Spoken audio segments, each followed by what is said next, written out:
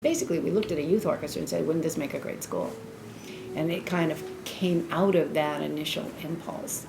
One of the things that happens in a youth orchestra is nobody says, well, like all the 12-year-olds are going to sit together over here and the 13-year-olds are going to sit here and the 14-year-olds are going to sit here. You partnered with somebody who's playing the music, and that, you know, where you're both doing similar kinds of work. And as we always say, school is the only time in your life when you are put in a room with other people born the same year as you. And that's the sole criterion for the grouping. It's like, what's that about? It makes no sense. We often have to reiterate this for people. There is no audition process, and 95%, if not more, have not had previous experience in the arts. So we give them their first violin. You know, they've not danced before. And certainly not modern dance. You know, they may have done karate, but one of the goals of the school was to provide professionally guided arts experiences for students that don't have access to it in any other way.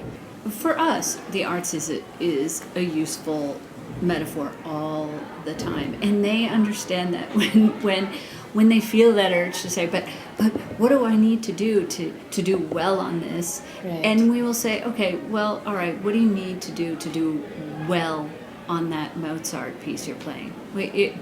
Is that even a question you would ask? Oh, what do I need to go home and practice so that I can get an A on this Mozart? They know how ridiculous that sounds. Or till I've practiced enough that I can stop. Yeah. It's like they get. Is that a real motivation if you care about something? And no, they have a hard time. They have a hard time translating, but you see the understanding when you say, why would math be any different? Yeah. Why would it be any different to real mathematicians? They would just think it's ludicrous, and they do. So we're going to have you operate like real mathematicians would operate. At whatever level you can do that at this given time. So having the center of the school be something that is rooted in authentic work is extremely helpful in the academics. Every scholar takes everything that's offered. So you don't reach a point where, okay, I'm done with algebra and geometry and I'm not taking any more math. You have a math course until you graduate. You take Latin every year you're here. You take, well, we don't care if you like to sing or not. You take voice class every year. And you take your, everybody dances. That's what their, the equivalence of PE is dance. So everybody in the school dances, everybody sings, everybody either plays a string instrument or does intensive dance, and everybody does rhythms and percussion on Fridays, and everybody's involved in performance ensembles. So and everybody reads the same books.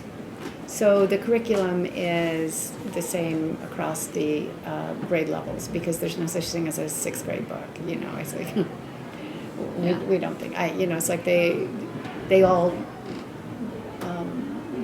read the Iliad. They're reading Canterbury Tales now. Now some groups may read more of the Canterbury Tales. They may read them in greater depth and complexity, but everybody has the same basic curriculum, and they're challenged to the level to which they can rise. The other thing about being inquiry-based is that it's actually coming out of wanting to know something, as opposed to the idea of there being answers and that the teachers have answers. It's like we have questions, and one of the, we were talking the other day, we're starting to talk about the Canterbury Tales, and I'm talking about, the French coming into the English language and the significance of 1066, what happens in 1066, the Norman invasion, And then, a couple of days later, I came back and said, so what do you know about, the interaction of French and English? The Norman invasion. Okay, what do you know about the Norman invasion? It happened in 1066. Okay, what happened in 1066? The Norman invasion. And what do you know about the Norman invasion? It happened in 1066. So it's like there's something very satisfying about having a nugget of knowledge. But it was so, okay, so what do you know? You still don't know anything. You have you have little pebbles of facts. And we've been breaking this down a lot in math. It's like, okay, so, there is no right answer. If you're really a mathematician, you're trying to find ways to communicate thought through numbers. You're not looking for the right answer so you can go on to the next problem so you can get an A on the paper. So, we kind of sidestep all of that stuff. We want them to think. We want them to have authentic conversations with each other and with themselves. And if you're writing an essay, it's not about do you have a thesis statement and 5 paragraphs. It's about do you have anything to say? As much as possible, the teaching style is conversation and responsive. We don't plan out ahead of time what we want them to get. They're going to get whatever the conversation yields. They're not going to have a pre-planned, everybody needs to understand this aspect of the nun's priest tale. Is there an aspect, a single aspect that you want to make sure? It is conversation based. The hardest thing, and the thing that we talk with the staff about a lot, is the hardest thing to do is to stay conscious, is just to stay present so that you can authentically respond at any given moment to what's coming up, rather than have that kind of an interaction in which I have information I'm trying to feed to you, and which turns them passive. And kids are so used to that. By the time they get here, they're like so used to sitting back and waiting for the wisdom to wash over them, and as opposed to lean into it and see what they want to get. We cast the staff like, when we're talking to people, it's like, do we want to have dinner with this person or not? It's truly, if it's not somebody we're interested in talking to, why would we subject children to that? So our first screen is this a person who's interested in things in a way that makes it available to others in conversation. So who doesn't come in with, well, this is my kind of lesson plans. We've ended up mostly, our staff has never taught before in school system. Way, yeah. So they're not used to having their own room and but they're able to walk in here with tremendous.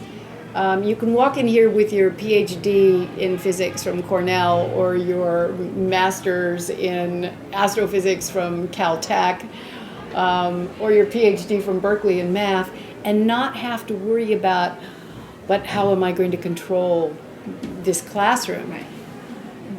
We do the discipline is generalized, so it's the same discipline in every group. So everybody behaves the same way as they would in Sid's class, because we have a master teacher in the classroom all the time, and so that they get to actually just interact with the kids in groups of about 15 around subject matter. So it's ended up attracting an interesting bunch of people. And they like each other, and we were laughing that we get attractors in, and then other people come because they like to be around each other and they like to have those conversations. We wanted physically to mirror the fact that there are no real divisions between subjects. Those are completely human created. Math is something different from poetry, which is something different from art, which is something different, and we just don't believe that. It's all communication. So, if you have an idea in your head, you can try several different ways to get it across to other people, but otherwise we're just kind of stuck, unable to share information. So numbers communicate, language communicates, music communicates. movement communicates. It all communicates. And we try and get it down to the lowest common denominator as much as possible. So, And it's your brain that does that, and it's the same brain from one space to another.